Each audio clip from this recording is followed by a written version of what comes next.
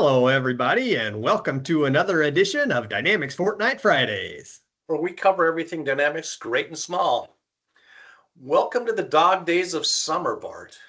I know, and we've got some pretty poor air quality going on out there to boot. Yeah, exactly. So we're living in Minnesota. There's Canadian wildfires coming down. But I remember something. It's like I was thinking about. It's like it's the dog days of summer, and it's like where the dog days of summer that expression comes from. Well, educate me. I'm not sure. Okay, it's just like you've ever heard of the star Sirius, Sirius. Of course. Okay, it's the brightest star in the sky, but it's also called the dog star. And it reaches its helical apex in like the end of July, which coincides with the hottest days of the summer. Hence, it's called the dog days of summer. Well, I So learned something new today. it's going to be better than my dad joke, that's for sure. So what do you got for me today, Bart? Well, I'm sure it's better than mine too, but let's go with an oldie but a goodie. So, why do they only put two doors on a chicken coop? Two doors, two doors on a chicken coop, in and out burger. I don't know. Well, if they put four doors on it, they'd have to call it a chicken sedan. It's called a coupe, not a coupe. All That right, kind of all tickled right, me. that's good. Okay, so I'm pulling from the magic deck, All and right, I here we just go. okay, I Start decided off to the sell top. my vacuum cleaner. It was just gathering dust. I've heard that one before. I have not. That's Yeah. truly terrible. And as Right. always, Bart, I hope our content is way better than our jokes. Always. Well, here we So go. what do you got for me? First thing up in Copilot Studio, we now have introduced a way to use an NLU Plus model to be able to train up the voice conversation capability when it's an IVR specifically. It's the best use case for it with a bunch of language or call recordings or other things that are particular to your business to try to make sure that the IVR agent understands the terminology that is being used in those conversations. So we've now got straight up NLU. We've got this new NLU Plus that's got a UI that makes it pretty easy to configure. We've got generative AI that just handles all of it for you. And then there's the Azure CLU. So we got a whole bunch of different ways to customize this capability of language understanding of the Copilot Studio agent. So take advantage if that will help you. And it looks like I probably should just minimize that to go back to my other screen. All right. Next thing. There's always been a pretty significant API layer undergirding the Power Platform capabilities, but most of what you wanted to do had a UI to it and really not a lot for an SDK. It was being able to call APIs through, PowerShell or through like the connectors and the using Power Automate, but not a whole lot you could really do until the CLI came out, and the CLI gave quite a few capabilities, but we have now decided we are going to double down and give developers a whole bunch of SDKs to be able to just jump into their favorite IDE and do kind of whatever they want to do across the Power Platform using the tooling that they like to use to work in and deciding whether they like PowerShell or whether they'd rather use the CLI or all those kind of things, including the ability to do things with MCP servers. So lots of pretty cool stuff for the devs out there to kind of get busy in Power Platform layer. As people can see, we are getting more dev friendly in this managed platform every day, and I think you will see that trend continue into the future. Another new thing that's really just some nice introduction to the Learn documentation, and we've had a pretty significant update in the documentation piece on if you're using Copilot Studio and you want to be able to let a Copilot Studio kind of chat bot handle questions related to providing some sort of a service, whether it's for employees or for customers. But if they get frustrated and the bot can't handle what they need to do to be able to hand this off to the ServiceNow service so that your live agents can do something, that the way that handoff escalation works is very well documented now, and it's a much clearer, cleaner path to get to done on making that work. So just thought I would call that out. I don't think anything functionally changed. I think just our documentation changed to make that a whole lot better. This next one is kind of another big leap forward. So we announced, I believe it was back in Build, that you could run code first apps in the Power Platform as a page of a Power App, or basically even just as a standalone thing. Well, we've kind of now introduced an even more capable way to extend that basic capability out to some of the non-devs by giving you kind of the ability to vibe code the page of your app and have it generate a custom web page built with React as part of your Power App. And we're calling this generative pages in Power Apps. As of today, this generative pages capability only lives in the model-driven app infrastructure. I'm sure it will eventually come to the Canvas app place in our portfolio as well. And long term, I expect that to just become the Power Apps UI. It will probably start from the UI that we currently call the model-driven app UI, because you can kind of do those custom pages and things, but we will keep figuring out when we get to parity among those two so that we can bring it all to a single UI. Anyway, generative pages lets you either start with a plan and the plan can start generating that, or you can just say create a new page and describe the page you want, and the AI will write the React page to do things, and you can both edit it using the kind of AI algorithm of just typing what you want to have it change and it'll go rebuild the page, or you can just jump in and look at the React and do things like that. And I'm not 100% sure that you can just directly edit the React yet. That I haven't played around with enough, and I'm not enough of a React developer to be able to really do that kind of stuff. But I know you can at least see it, so you can see what it generated, and if you want to tell it to do something different, I know that's possible. And over time, I know are going to give you the ability to just jump right into what it started and use your coding skills to make changes if that's desired. So pretty big leap forward in capability there in Power Apps for making customized pages. Another big concern for many enterprises as they are trying to become more frontier firms and let agents do a lot more of the work that humans used to have to do is, how are we going to sort of understand and put some limits on the costs of what the various agents that we're working with cost us, and how to kind of pay attention to all of that, and what are the control planes for all of it. Well, this is a really good post, and there's like a 45-minute long video here that you go through all of the various capabilities, but it's really, unfortunately for now, broken into two main parts. There is the stuff you can do with the M365 Copilot and agents that you build within that context, like the SharePoint agents and the Agent Builder agents.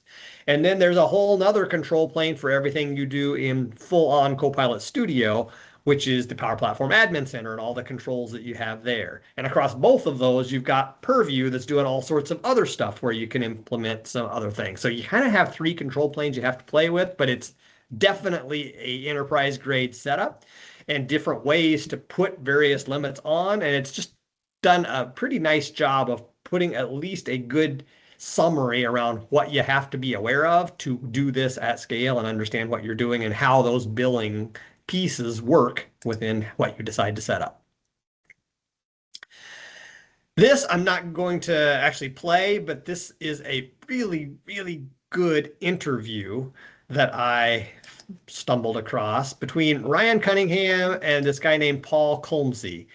And it's a 55-minute interview where Paul and Ryan just sort of chat back and forth about where the Power Platform is headed over the next couple of years and what some of the more recent announcements have meant, and how that is going to completely transform how software gets built and what kinds of capabilities we're going to give this managed platform the ability to do over the next couple of years. That is very, very transformative. I thought it was a super educational interview, so I wanted to at least give people a link to it in case they can benefit from that as well.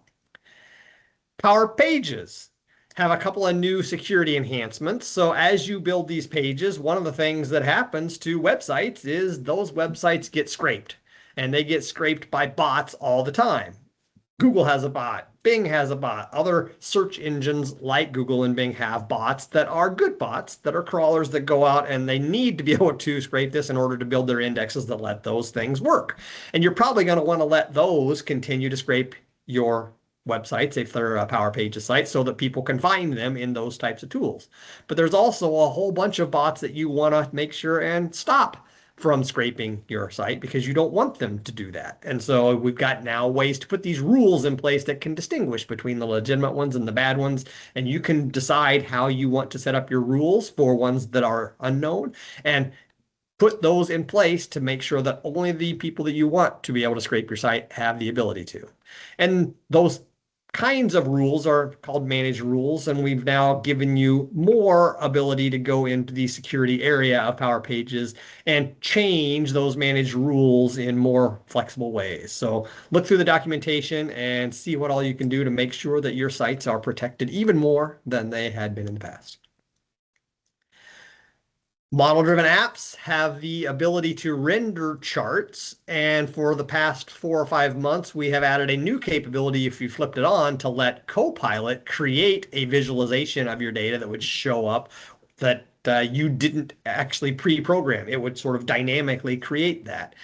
Well, that was kind of cool, but one thing that kind of sucked about it was always something that was on the fly, on demand, and it would create it. And if it was beautiful and you loved it, you couldn't save it. And the next time you went in and you clicked the button, it might do it slightly differently and it might not be as good as it was before. Well, the things that we've done now is we have allowed you to save whatever it generates if it did create something that was magical. And in doing so, it's actually put a new, fresher user interface that's cleaned up and more palatable, I guess, to the end user for the ones that you have already pre-built as well, that you can switch between kind of what the Visualize brought up and your portfolio of charts that belong with that same data table. So take advantage of that if you are a user of model-driven apps. Copilot Studio and Fabric just got very tightly integrated. So one of the coolest things about Fabric in the last year is the ability to take your data and create a data agent on top of that that allows you to put a few helpers in that make the chat with your data experience really good, powerful, and representative of what you really want a business user to be able to do, is to say, I am a salesperson. I want to look at our history of opportunity closing and order closing and whatever else that we're tracking for details about my sales data set. And as a sales manager, to be able to just say, well, how did we do this quarter versus a year ago, the same quarter? And what did we do this week versus last week for transactions and closing deals and whatever else I want to ask for questions. And now Fabric is really good at being able to look at that large analytical data set that you have out there of all of that history and give you those kind of answers just chatting with it with a normal chat interface.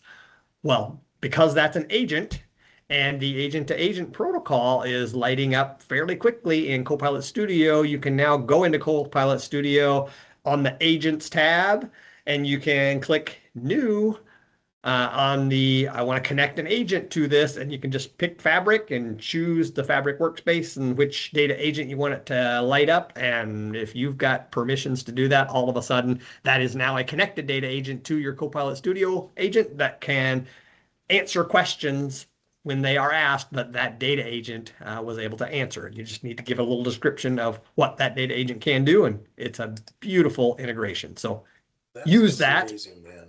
Use that to chat with the data you care about in context of whatever else you build for these agents in Copilot Studio.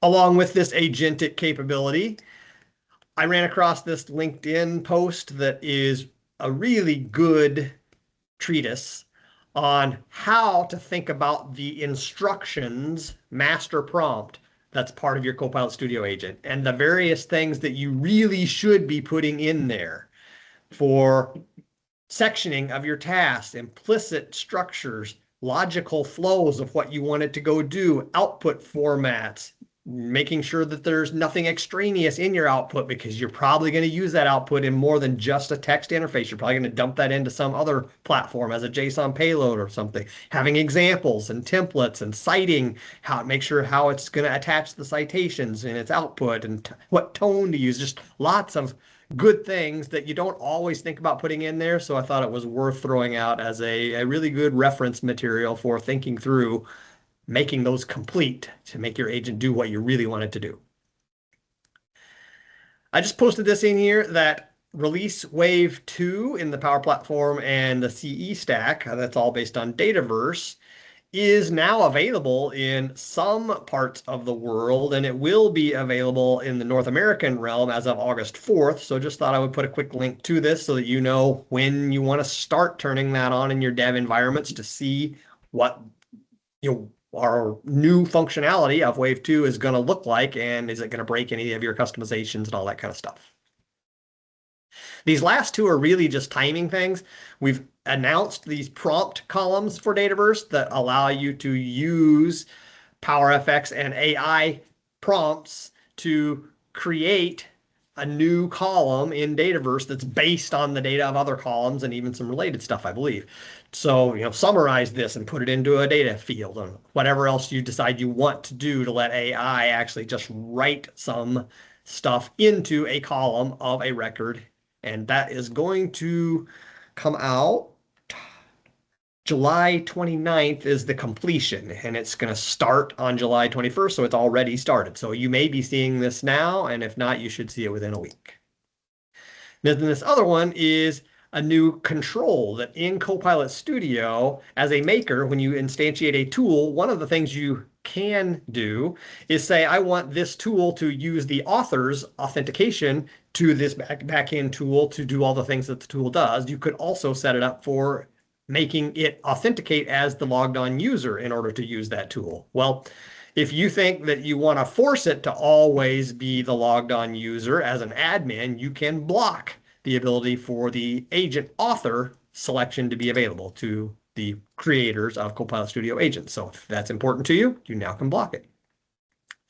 And I have one other thing on the sales side. All of that was really kind of generic Power Platform stuff. In sales, we are rolling out, as part of Wave 2, this new experience for how summaries of a record show up. And we're putting it in this nice, concise little box up here that gives you a one-sentence summary that you can then just expand a little bit to get more of a larger bullet point summary. And you can then click on see full summary to have it sort of go off into the full larger summary that gives you many more data points. And so if you're using agents that are already doing some summarization beforehand, you can see all the things that it reasoned over with its citations. If not, it will do this sort of on demand by looking at the data of the record in question and spelling it out as it's working. So lots of pretty cool stuff in the summarization characteristics of the sales capability in D365. And that's my stuff, Dan. So I will stop sharing and let you take over. All right, let me share. So actually, there's some great nuggets across, right? Always. Because like especially the prompting, the instructions for prompting, everything is like on how to use Copilot correctly is how you prompt. Not only for the information that you get, just like for setting these things up.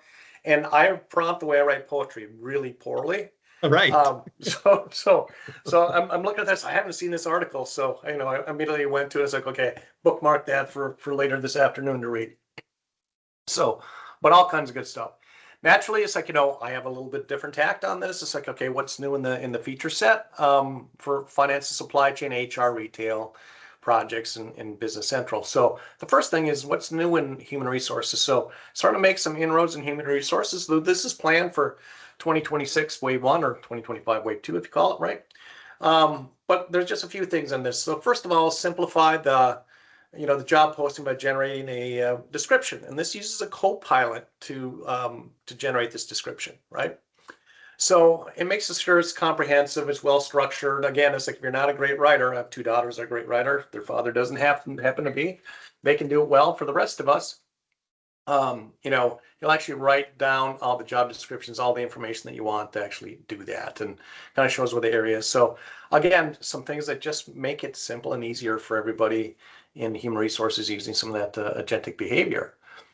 The second thing is simplify the onboarding process. So we're going to use some agentic onboarding for the new hires. Now, what this is going to do is it'll document any documentation that they need, any training schedules, any tasks that need to get done.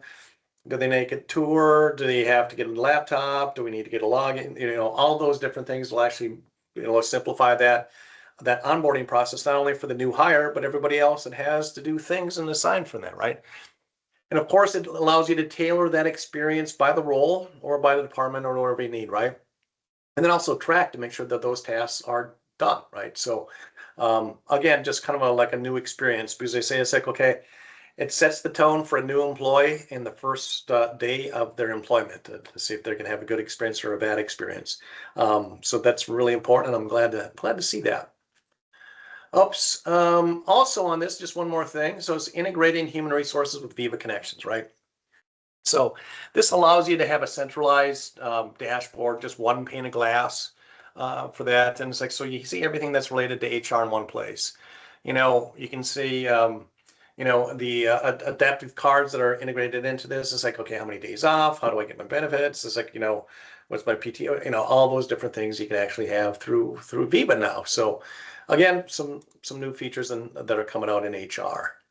Now, let's go to a few things in finance and supply chain. So the first thing is, and Bart and I talk about agents all the time. This is the world is heading, and if you haven't started on this, you got to start. So here's a good place to start.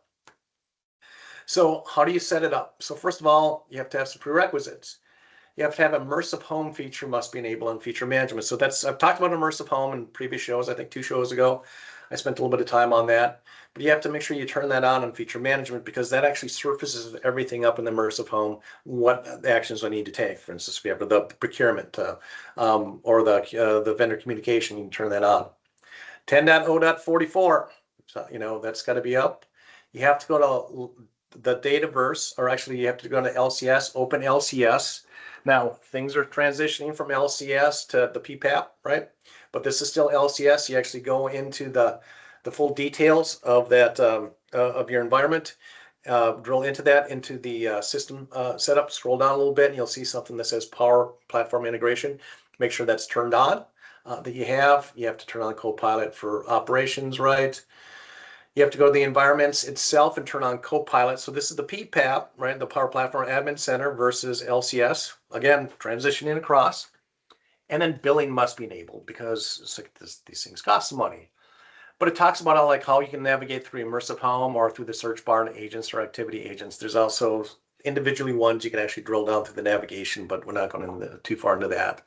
But you'll see the libraries and how to manage those, how to track the activity, the retention and stuff. So, kind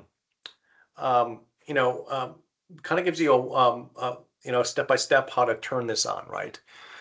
There's also a wizard to actually walk you through step-by-step as you go through the first time, right? A couple things to note. Extensibility is not supported right now, right? And so there's no direct UI administration for individual user actions. So everything's got to be by batch. You have to cancel things by batch, or maybe kind of sort it out. So just a couple things as you're going through that. Of course, these things change and evolve quickly. So I'm sure that'll be updated, in the next few updates or releases. So something that everybody kind of needs to know in the F&O world. Another thing is, and I've spent the last few years talking about planning optimization. That's replacing our planning engine, because that was just slow and it didn't actually use all the services of the cloud. But we didn't have all the feature sets. Well, now pretty much everybody can use planning optimization, because it's almost at parity with all the feature set, with the exception of a few things like GCC High, right? The system still isn't GCC High certified, so you have to use the old planning. But kind of talks about a few things to troubleshoot this for. If the user you can't do things, so make sure that you have the prerequisites, right? Are they linked to the Power Platform? Does the user have admin privileges to read write onto this stuff? Do they exist in the Power Platform? Do they have licensing for for supply chain, which means planning optimization onto that. And then it's like also you want to review the details on that. Click on the errors to see, drill down to that. Kind of goes, makes sense, and that's pretty common, right? But what if it times out?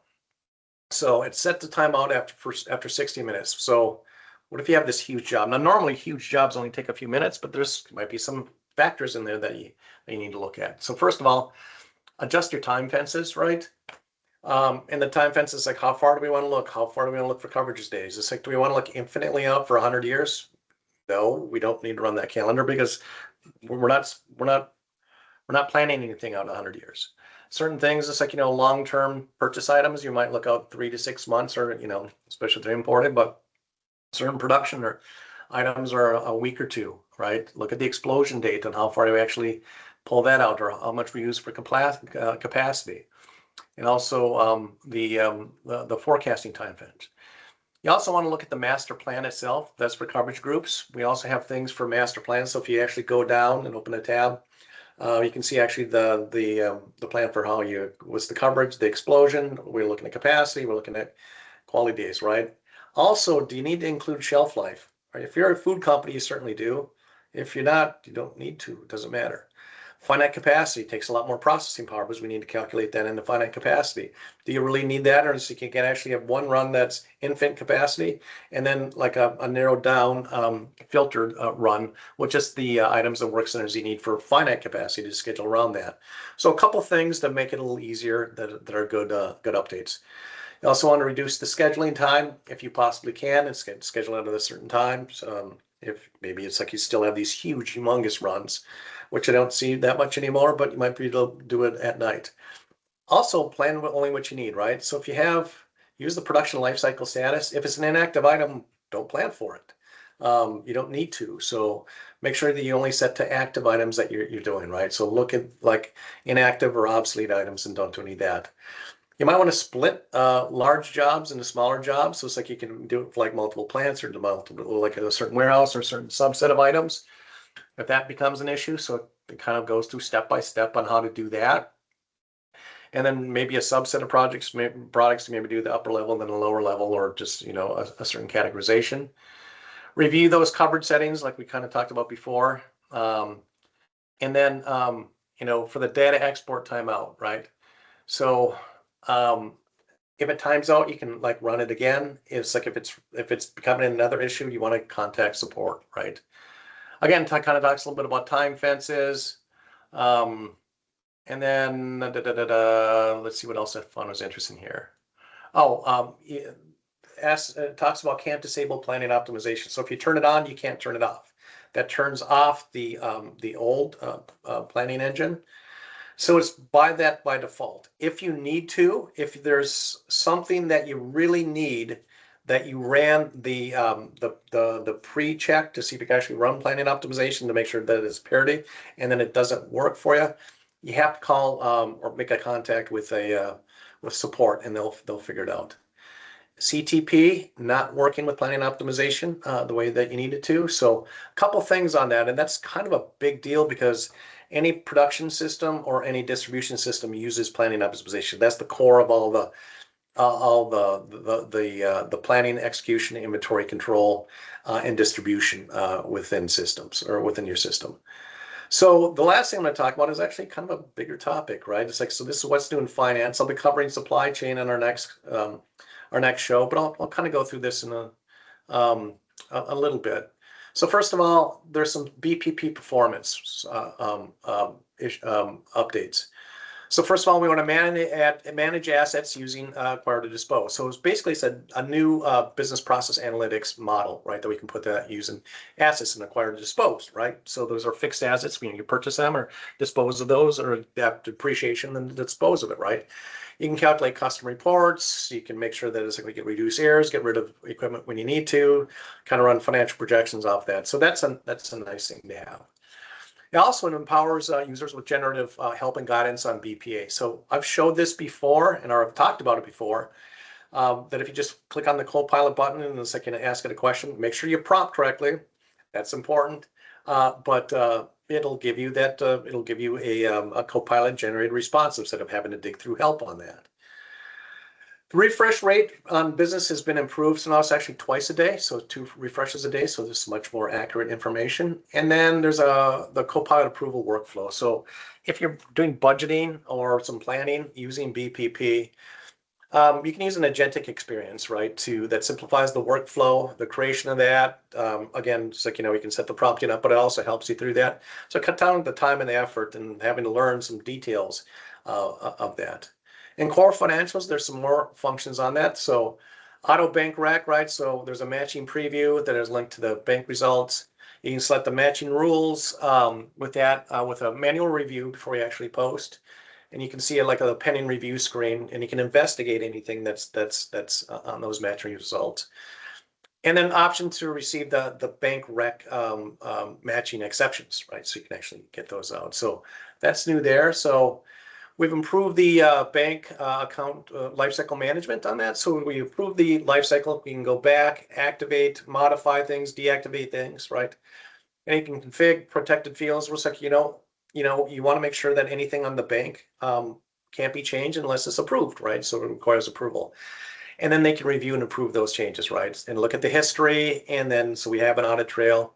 And we can have an additional signers for that at any time on that.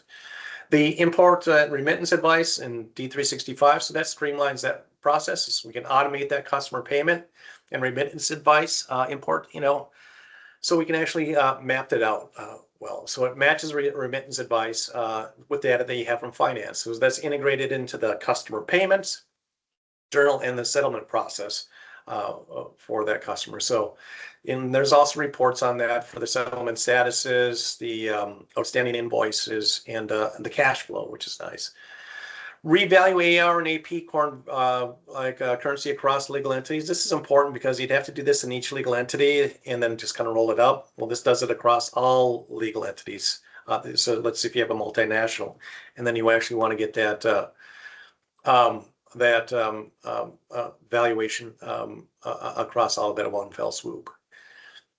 Also, there's create a new ledger account journals in the new ledger framework. So what this does, it just makes it a whole lot easier, right?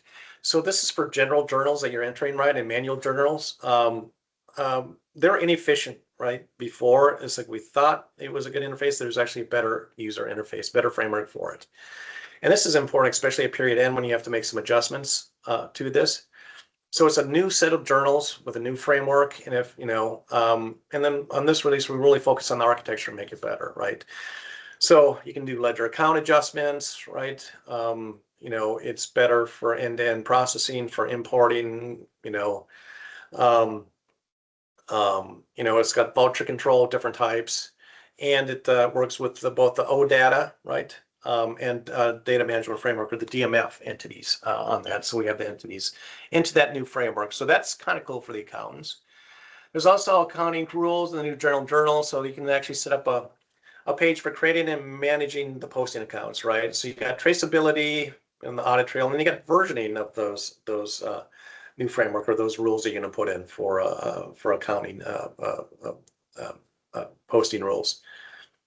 And then I talked a little bit about this on the last show, but it's like now we have stocked item support, right, with project, right, with the project operations. So this is a big deal. This is a big change. It's a game changer on how we're actually going to recommend that you use those project operations.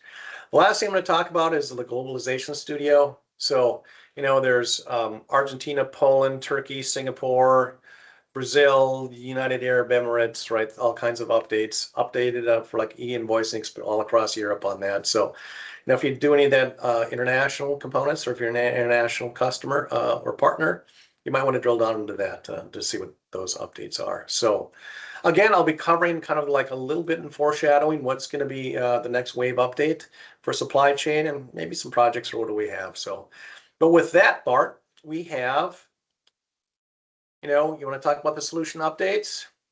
As always, there are a ton of things that get pushed into the Dataverse environments as solutions you can opt into, and this is the list of ones that I ran across in the last 2 weeks. So if any of them are meaningful to you, pay attention and load them up. And then one other quick announcement. So we are in the process of rebuilding the Dynamics Fortnite Fridays website, and the URL is going to change. If you always use aka.ms/DFF, you'll go to the new site when we make the switch over, and we plan to do that for the next show. So it should be a little bit cleaner and easier to find stuff moving forward, and look forward to launching that next show. But that's all I have for this fortnight, Dan. Anything else you got? Nothing. I'll see everybody in 2 weeks. See you guys. All right, Bart, I hope